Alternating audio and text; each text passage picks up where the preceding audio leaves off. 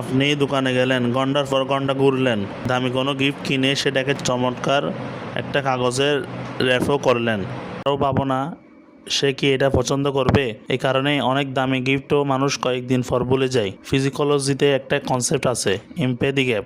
Gift কেনার সময় আমরা বেশিরভাগ ক্ষেত্রে নিজের পছন্দ থেকে বের হতে পারি না। আমি যেটা পছন্দ করি সেটা কিনি, আমি যেটা ইউজফুল মনে করি সেটাই দিই, কিন্তু সে হয়তো অন্য কিছু চাইছিল, হয়তো কোনো জিনিস না, হয়তো সময়, হয়তো একটু স্মৃতি, হয়তো এমন কিছু যা তাকে অনুভব করাবে আমি তোমার কথা ভেবেছি।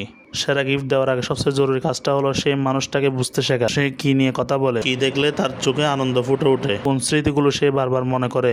কারণ গিফট একটা জিনিস না, গিফট হলো একটা বার্তা।